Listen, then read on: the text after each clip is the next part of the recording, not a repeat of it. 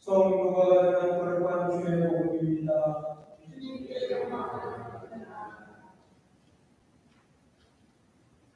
어떤 율법 교사가 일어서서 예수님의 속을 떠버리고, 선생님, 제가 무슨 일을 해야 영원한 생명을 얻을 수 있겠습니까? 고 물었다.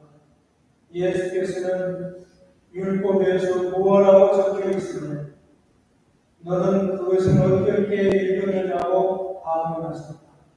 내 마음을 다하고 내 목숨을 다하고 내 힘을 다하고 내 생각을 다하고 주님이신 내 하나님을 사랑하라. 그리고 내 이웃을 내 몸같이 사랑하라고 하였습니다. 이 대답에 예수께서는 옳은 대답이다. 그대로 실천하여라. 그러면 살 수 있다고 말씀하십니다. 그러나 율법 교사는 짐짓 제가 옳다는 것을 드러내려고 그러면 누가 저의 이익인가고 물었다. 예수께서 이렇게 말씀하셨다. 어떤 사람이 예루살렘에서 여리고로 내려가다가 강도를 만났다. 강도들은 그 사람이 가진 것을 모조리 빼앗고 마구 두들겨서 한층 죽여놓고 갔다.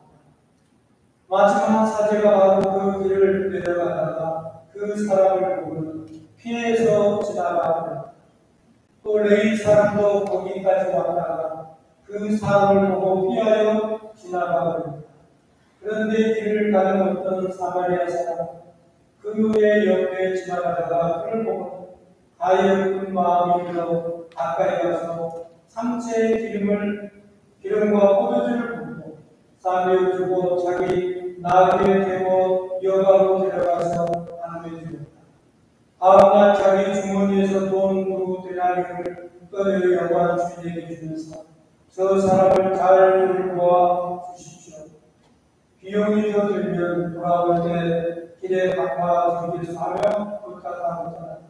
자, 그러면 이 세 사람 중에 강도를 만난 사람의 이웃이 되어있는 사람은 누구였다고 생각하느냐? 율법 교사가 그 사람에게 사랑을 베푼 사람이라고 대답합니다.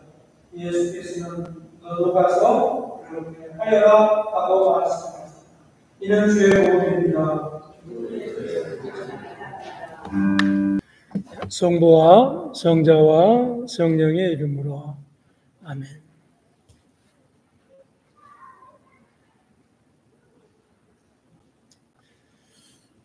네, 오늘 아침에는 여러분과 함께 인생의 근본적인 질문이라고 하는 제목으로 또 하느님의 말씀을 함께 나누도록 하겠습니다. 오늘 아침 우리 인생 무엇을 위해서 살아갑니까? 라는 질문으로 시작해 봅니다. 우리는 평생 근본적인 질문에 대한 답을 찾기 위해서 살아가고 있습니다. 어쩌면 모든 인생의 가장 근본적인 질문은 바로 영생의 문제가 아닌가 생각이 되어집니다. 오늘 본문의 율법사는 예수님께 던진 질문 역시 무엇을 하여야 영생을 얻으리까 이었습니다. 이 질문은 2000년 전에 율법사가 예수님에게 질문한 질문이면서 동시에 오늘을 살고 있는 우리들이 우리 마음속에서 늘 우리 스스로에게 던지는 질문이기도 합니다. 그렇습니다. 모든 사람은 어디에서 와서 왜 살며 어디로 가고 있는지 그 답을 찾기 위해서 늘 갈등 가운데 살아가고 있습니다. 하지만 세상 사람들과는 달리 기독교인들은 그 질문의 답을 알고 있습니다. 바로 영생입니다. 오늘 본문에 등장하는 율법사는 당시에 그 사회에서는 가장 존경받는 엘리트 그룹이었습니다. 그렇지만 그가 많이 알고 있고 많이 배웠고 그리고 그는 많은 것을 소유하고 있었고 많은 것을 누렸지만 그 마음 한 구석에는 항상 그 마음을 짓누르고 해결되지 않는 질문이 하나 있었습니다. 그 질문은 바로 영생이라고 하는 고민이었습니다. 여기서 말하는 영생은 단순히 죽지 않는 삶을 의미하지 않습니다. 히브리적인 관점에서 이 영생은 다른 말로 샬롬이라고 하는 단어로 해석이 됩니다. 그래서 히브리적인 관점에서는 영생이라고 하는 단어와 샬롬이라고 하는 단어는 같은 의미로 해석되고 받아지게 되어진 것을 우리는 알 수 있습니다. 그래서 히브리적인 관점에서 영생을 샬롬으로 의미하는데 그것은 바로 모든 것이 충만한 기쁨과 행복한 삶을 의미합니다. 그래서 오늘 본문 27절에 찾아보면 내 마음을 다하고 목숨을 다하고 힘을 다하여 뜻을 다하여 주 너의 하느님을 사랑하고 또한 내 이웃을 내 자신과 같이 사랑하라 하였습니다. 우리는 영생하면 죽어서 가는 천국으로 이해하는 경우가 많이 있습니다. 하지만 히브리적인 관점에서의 영생은 바로 우리가 이 땅에 사는 동안 누리는 심령의 평화를 샬롬이 이루어지는 것을 의미합니다. 다시 말하면 샬롬은 영생의 현재적인 표현이다라고 하는 것을 오늘 아침에 우리는 이해할 수 있습니다. 다시 말하면 영생은 종말론적으로 완전히 실현된 그리고 샬롬은 영생이 현재적인 의미를 가지고 있다라고 하는 것입니다. 이 땅에서도 오늘날 그리고 이웃과의 관계를 통해서 누릴 수 있습니다. 무엇을 누릴 수 있느냐고요? 오늘 본문에 보니까 영생의 상태를 누릴 수 있는데 그 상태가 샬롬이라고 하는 겁니다. 조금 더 쉽게 설명을 하면 이런 거예요. 오늘 많은 크리스찬들이 왜 예수를 믿습니까? 그러면 천국 가려고요. 여러분, 죽어서 천국 가는데 이 땅에서 사는 동안 심령의 평화, 다시 말하면 우리 안에 샬롬의 평화가 이루어지지 않는다면 죽어서 가는 그 천국 그렇게 큰 의미가 없습니다. 죽어서 가는 천국 영생이지만 이 땅에서도 누릴 수 있는 평화가 있다는 거예요. 이 땅에서도 누릴 수 있는 영생이 있다는 거예요. 그래서 우리는 천국에서 모든 영생은 갈등과 질병으로부터 자유한 상태를 샬롬이라고 한다라고 하는 것을 우리는 알 수 있습니다.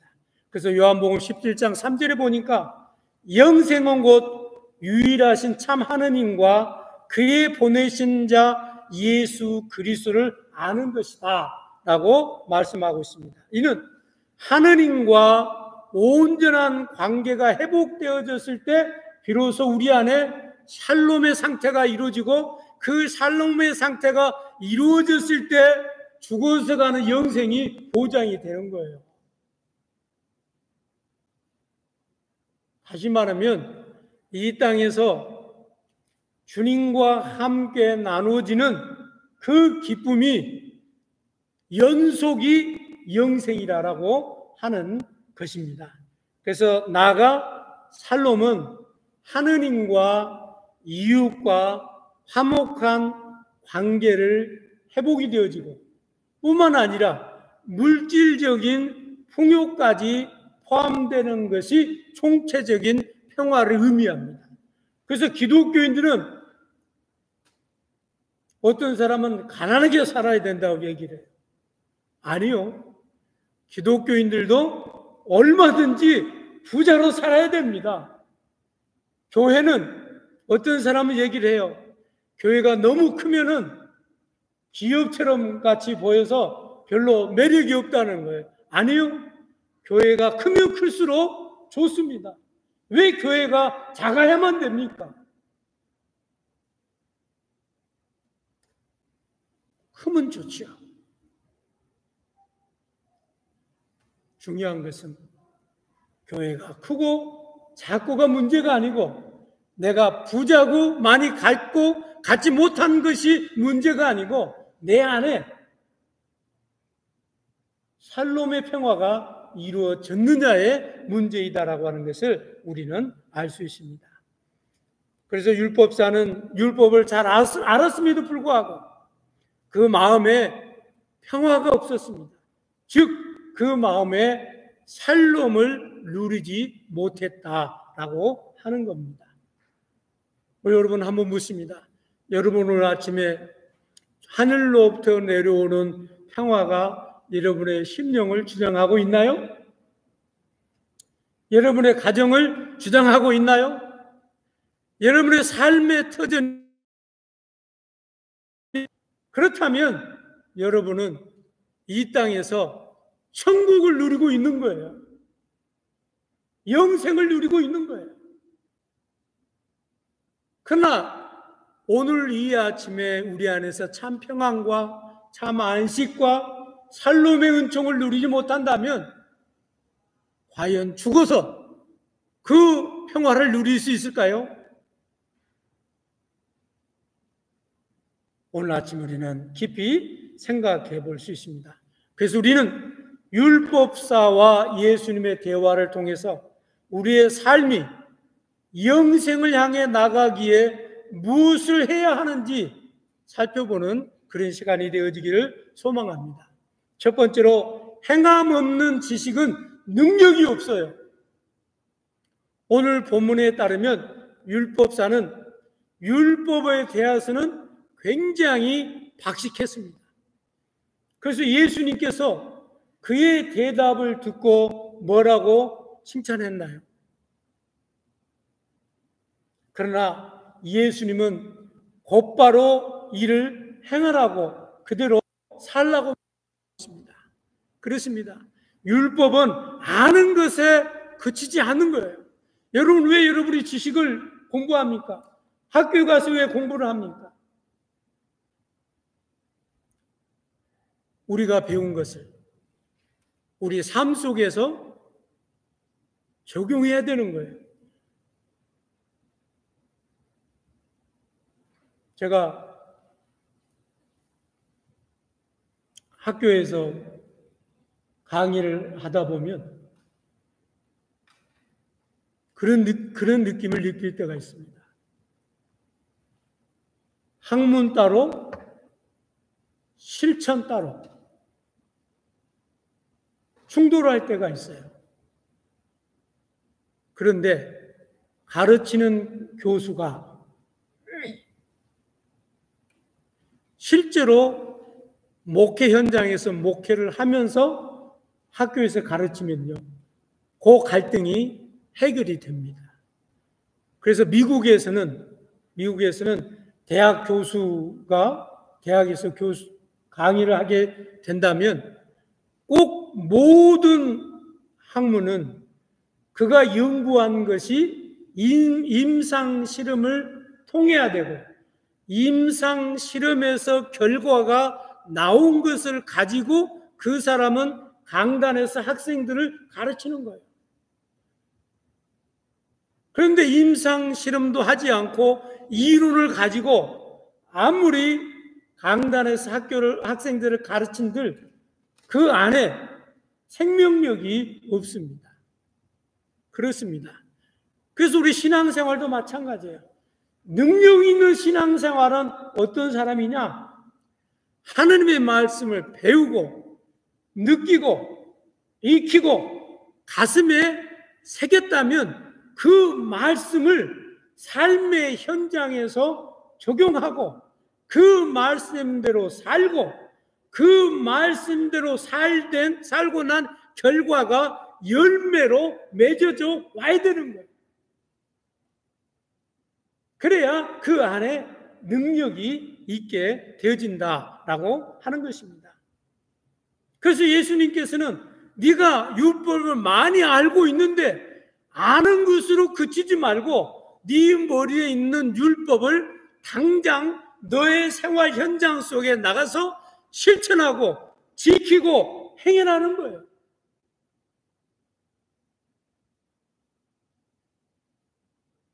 쉽지 않습니다.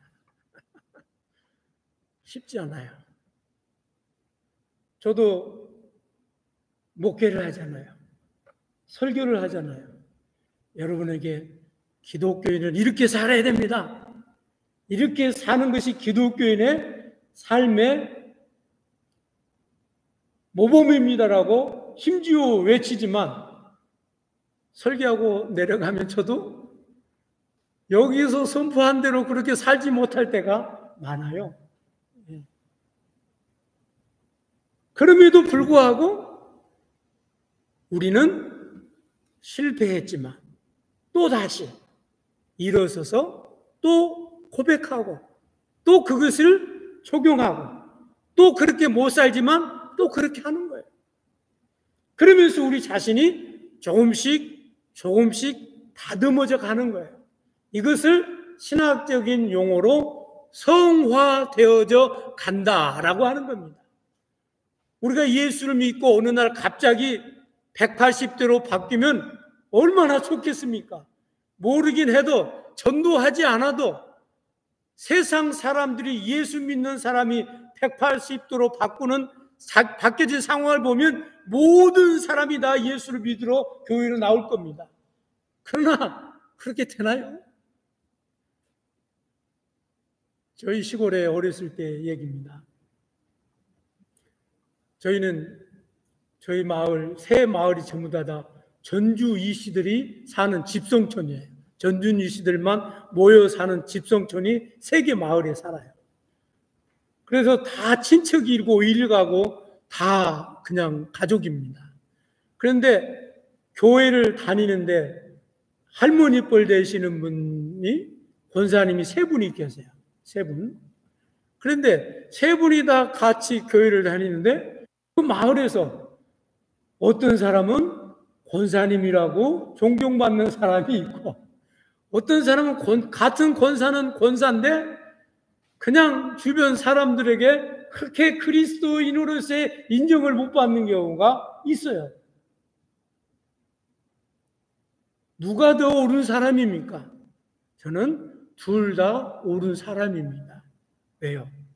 우리는 예수를 믿는다고 해서 어느 날 갑자기 180도로 우리의 개성과 우리의 기질과 우리의 못된 버릇들이 고쳐지지 않습니다. 어떤 사람은 곧바로 고쳐지는 경우가 있지만 어떤 사람은 그 기간이 5년도 걸리고 10년도 걸리고 20년도 걸리는 거예요. 그래서 우리는 누가 진정한 크리스찬이냐라고 물었을 때 많은 사람들은 나름 판단하겠지만 그러나 주님께서는 너도 크리스찬 같은 기독교인이다라고 하는 것을 우리는 알 수 있습니다. 그렇습니다. 그래서 우리는 신앙생활하면서 빠르든 늦든 우리는 우리 말씀을 가지고 그것을 삶 속에 적용하는 삶을 살아야 됩니다.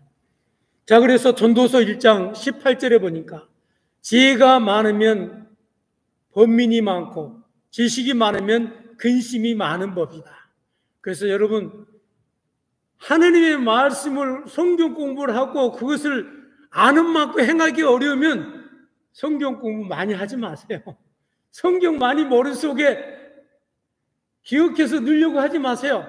한 구절만 외우고 그 구절만 평생 행하고 지키고 사는 것, 이것만으로도 주님 보시기에 아름다운 신앙생활을 할 수 있어요. 왜? 괜히 성경 많이 읽어가지고 이럴 땐 이러라고 성경 말씀이 기록되어 있고 저럴 땐 저래라고 성경 말씀이 기록이 되는데 아는 건 많은데 그대로 행하자니 내가 손해보고 아는 건 많은데 그대로 행하자니 내 마음이 불편하고 그래서 갈등하지 마시고 행할 수 있는 말씀 하나 붙들고 그거 가지고 평생 실험하는 것도 한 방법일 수 있다라고 하는 것입니다. 그래서 머리로 많은 지식은 진정한 평화를 얻을 수 없습니다. 오히려 행함이 없는 지식, 실천이 없는 믿음은 죽은 믿음이다라고 하는 것입니다. 그래서 우리가 진정 영생을 원한다면 우리가 아는 것만큼 삶 속에서 실천하는 용기가 필요합니다. 그러므로 우리는 스스로에게 질문해 봐야 합니다. 나는 내가 아는 진리를 과연 내 삶 속에서 얼마나 실천하는가? 여러분, 성경 구절 말씀 얼마나 많이 외우고 있습니까? 어떤 사람은 1000절을 외웠다더라고요. 네. 혹시 머리로는 수많은 말씀을 붙들고 있으면서도 실제 삶에서는 아무것도 행하지 않는 영적 무능함을 느끼고 있지는 않습니까? 두 번째로 체면의 굴레에서 자유해야 됩니다. 율법사의 두 번째 고민은 늘 자기가 속해 있는 사람들 속에서 존경받는 인물이었기 때문에 그는 항상 체면이 우선순위였어요. 그래서 사람들이 나를 어떻게 볼 것인가, 내가 행동하는 행동이 주변 사람들에게 어떻게 판단할 것인가, 늘 그래서 자기 자신의 내면의 소개를 바라보기보다는 주변 사람들이 나를 어떻게 바라보고 어떻게 판단하고 어떻게 나를 하는가에 대해만 관심이 있는 것을 우리는 오늘 본문을 통해서 알 수 있습니다. 보통 지성인들은 종종 타인의 시선과 평판에 민감하게 되어진 것을 봅니다. 이러한 태도는 결국 나의 자존감을 잃어버리게 만듭니다.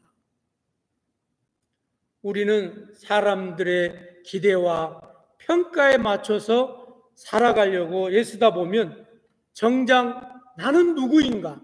라는 질문에 답을 찾지 못할 때가 많이 있습니다. 그러므로 우리는 알아야 됩니다. 타인의 시선에 결코 끌려다니지 마세요.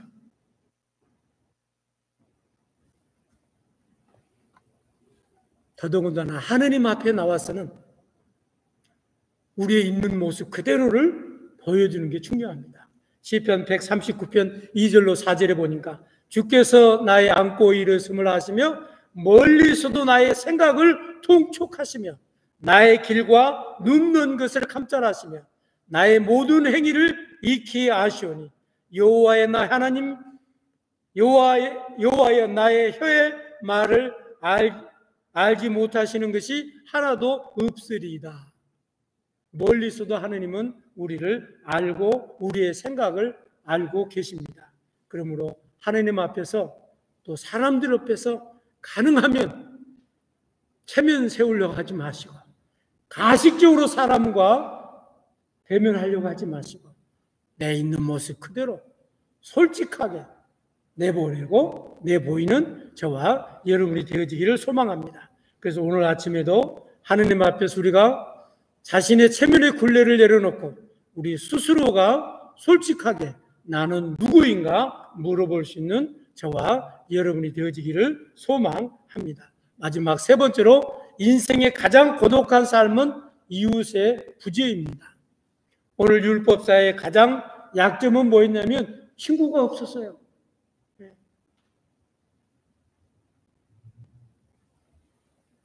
이웃이 없었다라고 하는 것입니다. 태어날 때부터 우리는 혼자 살아갈 수 없습니다. 우리는 누군가의 돌봄을 통해서 성장하고, 그러면서 사회망을 만들어가고, 그러면서 더불어 사는 겁니다. 여러분 오늘 아침에 예배를 드리기 위해서 오셔서 지금 앉아있지만, 이 예배가 이루어지기 위해서 보이지 않은 사람들이 수고가 얼마나 많았어요. 아침에 우리 성가대 찬양팀이 찬양 준비하고, 또 제대 준비하고, 또 저는 또 설교를 준비하고, 이런 모든 것들이 우리는 그냥 앉아서 그냥 되어지는 것 같지만, 내가 누리고 있는 이 한 가지가 그냥 이루어진 것이 아니라 보이지 않는 누군가가 우리를 위해서 헌신하고 희생한 결과로 드러난 일들이라고 하는 겁니다. 그래서 우리는 더불어 살 수 있는 거예요. 우리가 옷도 이렇게 입는 거 돈을 주고 사 입을 수 있지만, 누군가가 이 옷을 만들지 않는다면 우리가 스스로 옷을 만들어야 되는 그런 고충이 필요한 거예요. 그래서 우리는 더불어 사는 겁니다. 그래서 율법의 전문가였음에도 불구하고 율법사의 그 사람은 이웃이 없었다라고 하는 것입니다. 그래서 예수님께서 그에게 선한 사마리아인의 비유를 통해서 그에게 진정한 선한 사마리아인은 누군가를 질문하고, 그리고 난 다음에 예수님께서 질문한 것이 뭐예요? 누가 너의 이웃이냐? 그러면서 하신 말씀이 뭐냐면, 우리 이웃은, 여러분, 레인도 지나갔습니다. 제사장도 지나갔어요. 그리고 선한 사마리아인이 지나갔습니다. 그러나 레인과 제사장은 이웃을 선택적으로 다가갔습니다. 이웃에게. 그러나 선한 사마리아는 선택적으로 다가가는 것이 아니라 일방적으로 다가가게 되어졌다는 거예요. 이 말은 무슨 말이냐면요, 우리가 우리 이웃들과의 관계에서 내 마음에 들고 내 안에 나하고 통한 사람하고만 친구를 갖는다면 그것은 더 이상 친구의 관계가 아니라는 거예요.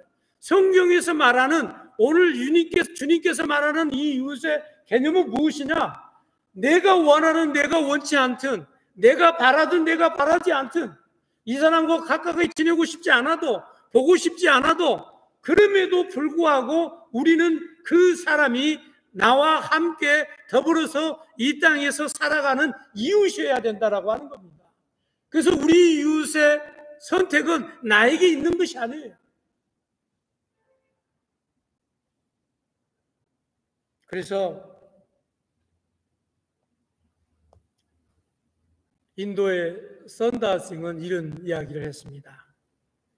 어떤 사람이 추운 겨울에 산길에 가다가 영하의 날씨에 길에 쓰러져 있는 사람을 발견했어요. 그래서 그 사람을 버려두고 가게 되면 이 사람이 죽을 것 같은 느낌이 드는 거예요. 그래서 자기 등에다가 쓰러진 사람 업고 그 영하의 추운 산길을 갔습니다. 가다 보니까 자기 이마에 땀이 나기 시작했어요. 그래서 그만 자기도 살고 자기 등에 엎여 있던 사람도 살게 됐습니다. 그러나 그 길을 먼저 갔던 사람은 이 험하고 악하고 추운 영하의 날씨에 이 사람을 내가 데리고 가다 보면 이 사람도 죽고 나도 죽고 다 같이 죽을 것 같으니까 나라도 살자고 그 사람을 내버려 두고 갔는데 그 사람은 얼마 못 가서 얼어서 죽은 거예요. 바로 그렇습니다. 혹시 나는 바쁜 일상 속에서 내 기준에 맞는 사람, 맞지 않는 사람의 이웃을 우리는 선택하고 있지는 않습니까? 오늘 아침에 진정한 이웃은 어떤 사람이냐? 내 이웃의 어떤 조건에 생각하지 않고 다가가서 그 사람을 돌보는 겁니다. 말씀의 결론을 맺습니다. 그러므로 오늘 아침에도 우리가 이 말씀을 통해서 누릴 수 있는 게 뭡니까? 다시 말합니다. 영생입니다. 영생은 바로 하느님을 사랑하고 나를 사랑하고 내 이웃을 사랑하는 사람에게 주어지는 영생입니다. 근데 그 영생은 죽어서 가는 영생이지만 이 땅에 사는 동안 그 영생을 누릴 수 있는데 그것이 샬롬이라고 하는 겁니다. 근데 샬롬이라고 하는 것은 뭐냐? 마음의 평화인 거예요. 근데 이 마음의 평화는 하느님을 사랑하고 나 자신을 사랑하고 내 이웃을 사랑했을 때 관계 회복으로 내 안에 평화가 임하게 되어지고 그 평화가 곧 샬롬이고 그 샬롬이 천국에 가서 누려야 될 영생이라고 하는 것을 우리는 깨달아야 됩니다. 그래서 우리의 영생은 뭐냐?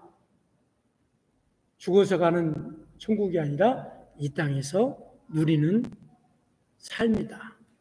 그것이 샬롬이다 라고 하는 것을 이 아침에 우리는 우리 마음속에 깊게 새기고 주님 앞에 우리 이웃들을 향해서 내 이웃을 향해서 샬롬의 환경 가운데 영생을 누리는 저와 여러분이 되어지기를 소망합니다. 성부와 성자와 성령의 이름으로